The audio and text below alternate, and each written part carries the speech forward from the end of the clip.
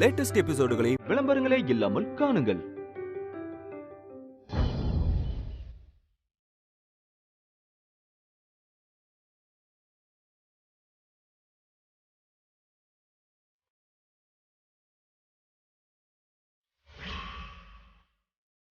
அம்மா, இது என் வீடுன்ற உரிமையில தான் இந்த வீட்டுல நான் இத்தனை நாளா இருந்திருக்கேன். ஆனா தடவையா எனக்கு இந்த வீடு ஒரு அந்நியமா தோணுது. அம்மா கூட என்ன உள்ள வான்னு கூப்பிட மாட்டேங்கிறாங்க.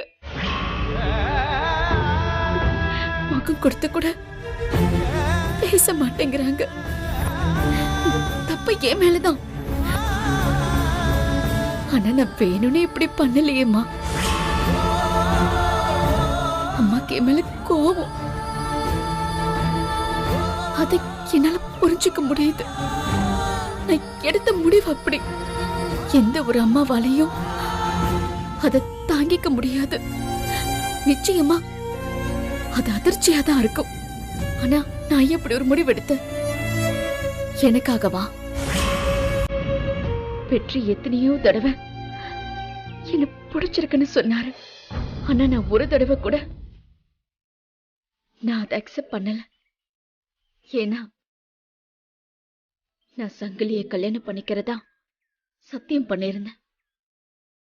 கடைசி வரைக்கும் நான் அதுல இருந்து மாறவே இல்லை.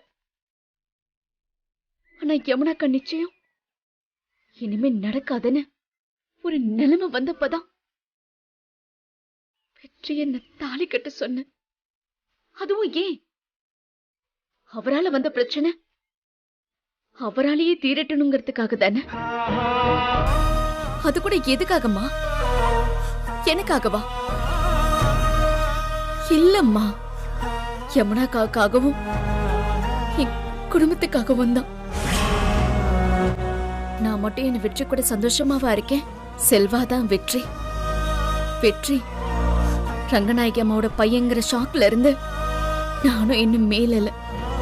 இங்க வந்து அம்மா கிட்ட ஒரு 4 வார்த்தை பேசினா கொஞ்சம் நிம்மதியா இருக்கணும் வந்தா அம்மா முகம்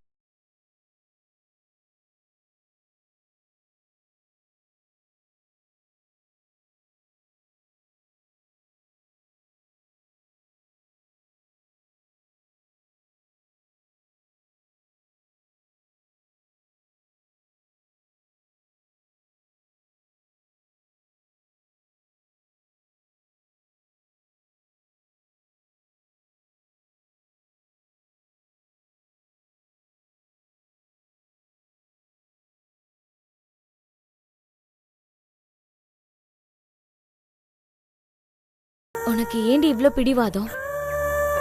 அம்மா இவ்ளோ கோவப்படுறாங்கன்னா அவங்க கோவத்துல ஒரு நியாயம் இருக்கு. நீதான் அவங்க கிட்ட போய் பேசணும். கண்டிப்பா புரிஞ்சுப்பாங்க.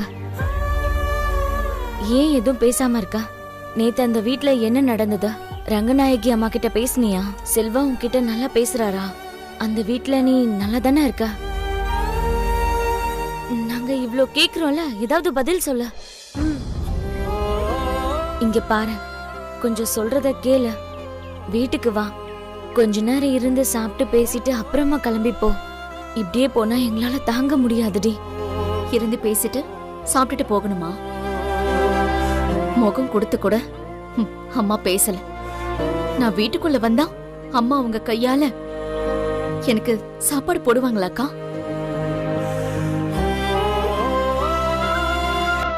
சரி நீ வா. சரி போடி.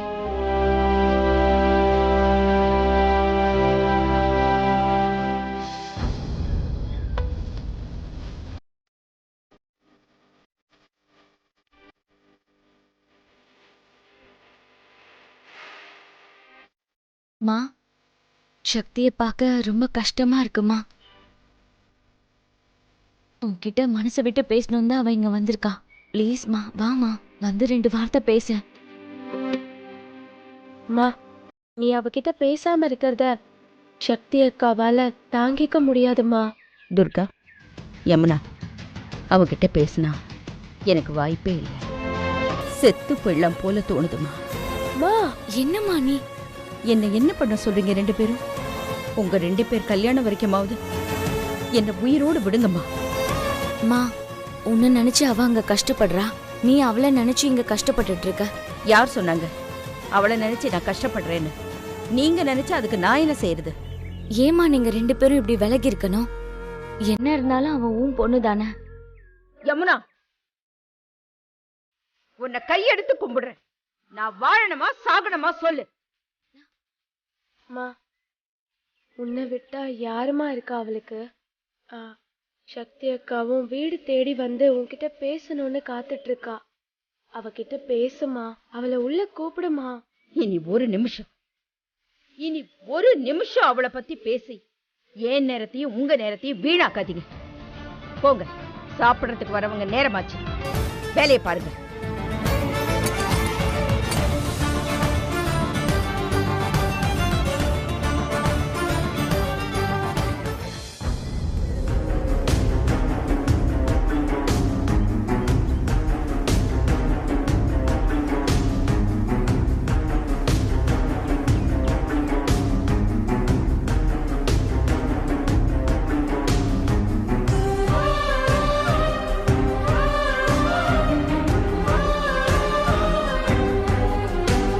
பசிக்குது. சக்தி, எனக்கு பசிக்குதுன்னு சொன்னேன். அதுக்கு ஏண்டி இங்க வந்து உட்கார்ந்துட்டு இருக்க? வீட்டுக்கு வந்து சாப்பிட வேண்டியதுதானே? நான் எங்க பிடிவாதம் பிடிச்சேன். அம்மாவை பார்க்கணும்னு வீட்டு வாசல்ல வந்து நின்னு, ஆனா அம்மா என்ன பார்க்கல. எனக்கு பசிக்குது. நேத்துல இருந்து நான் சாப்பிடல. நேத்துல இருந்து சாப்பிடலையா? ஏய் சக்தி,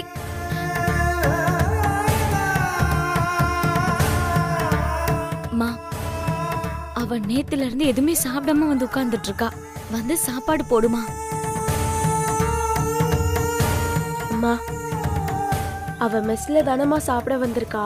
அப்புறம் என்னம்மா? அம்மா, அம்மா, இப்பதானம்மா சொன்ன மெஸ்ல இது வரைக்கும் யாராவது சாப்பிடாம போயிருக்காங்களான்னு நீ தானே என்கிட்ட சொன்ன.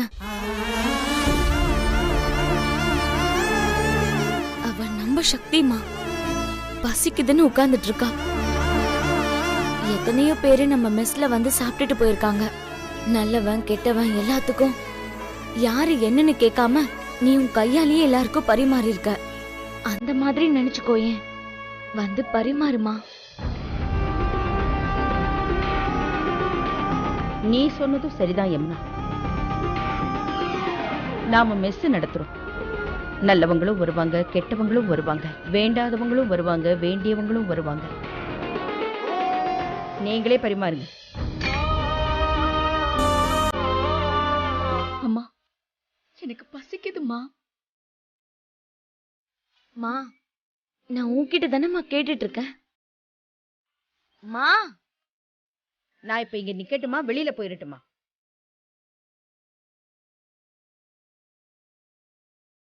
நீ போய் எடுத்து வை.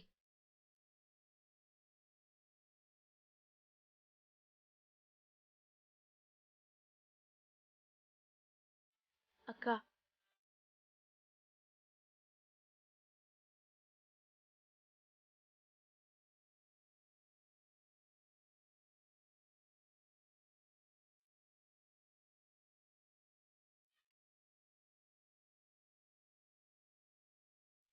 அம்மா, என்கிட்ட பேச மாட்டியாம்மா? நான் சொல்றது கொஞ்சம் கேளுமா.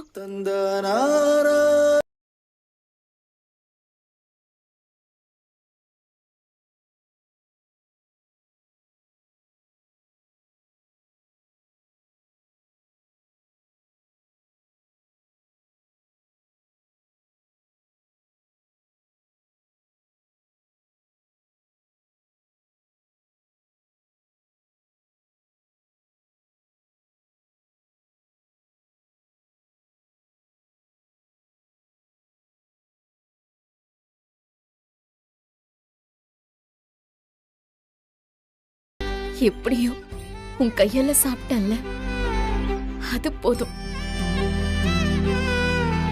நான் வந்தது உன் கையால ஒரு வாய் சாப்பிடதான். அது நடந்தாச்சு.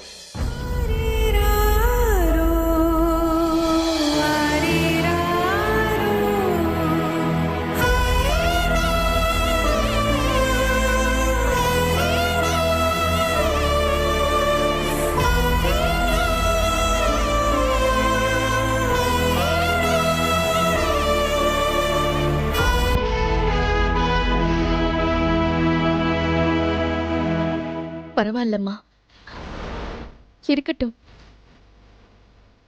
நீ உன் கையால பரிமாறலனா கூட நீ சமைச்சதை நான் சாப்பிட்டதே எனக்கு ரொம்ப திருப்தியா இருக்குமா.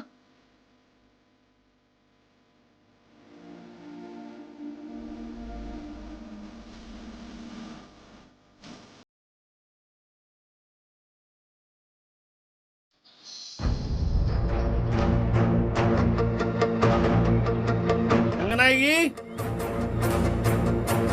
கோதண்டா, வெற்றி,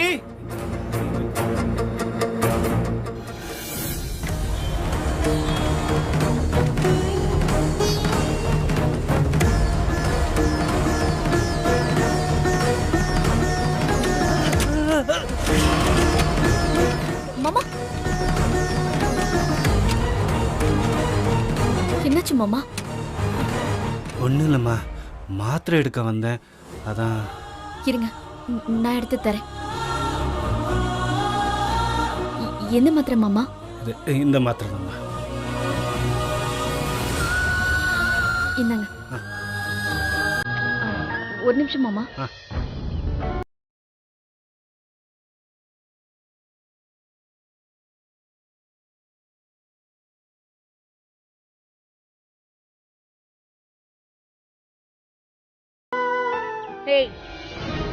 என்னடி மருந்து கொடுத்த அவருக்கு?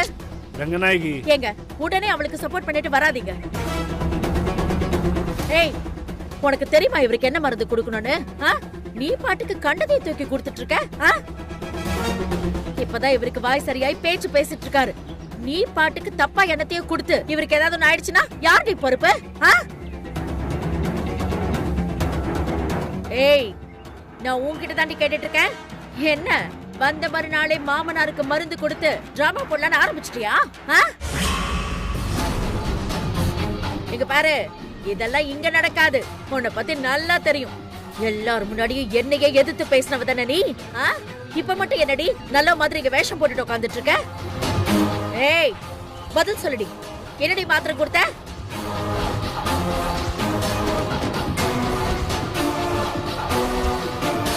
பாருங்க, நான் கேட்டுக்கிட்டே இருக்கேன். கொஞ்சமாவது மதிச்சு ஒரு பதில் சொல்றாளா பாத்தீங்களா?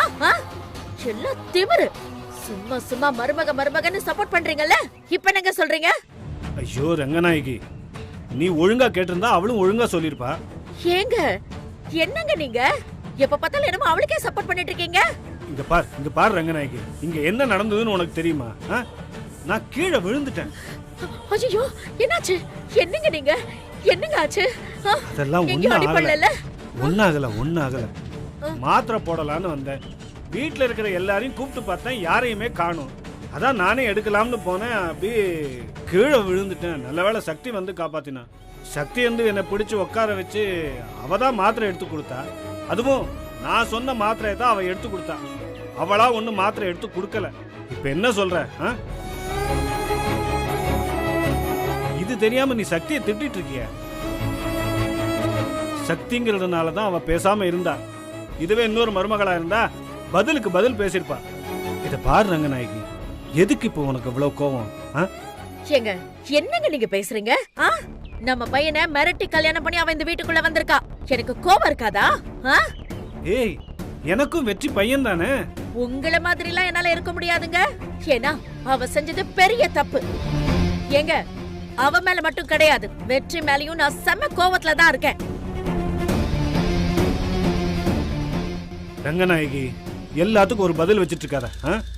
ஆனா இப்ப மட்டும் சக்தி என்ன தூக்கி விடலன்னா என்ன ஆயிருக்கும் தெரியுமா உனக்கு? சும்மா உட்கார்ந்து அதையே சொல்லிட்டு இருக்காதீங்க.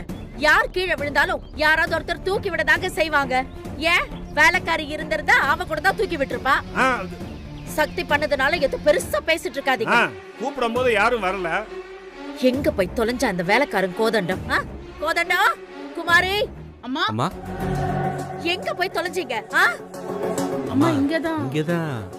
என்னங்கதான் என்னங்கதான்? உன்னால எனக்கு தான் இப்ப கெட்ட பேரு. அவ வந்து இப்படி நல்லது செஞ்சு நல்ல பேரு வாங்கிட்டு போயிட்டான். இதெல்லாம் எனக்கு தேவையா? அப்போ அம்மா அது எதுக்கு ரெண்டு பேரும் என் உயிரை வாங்குறீங்க?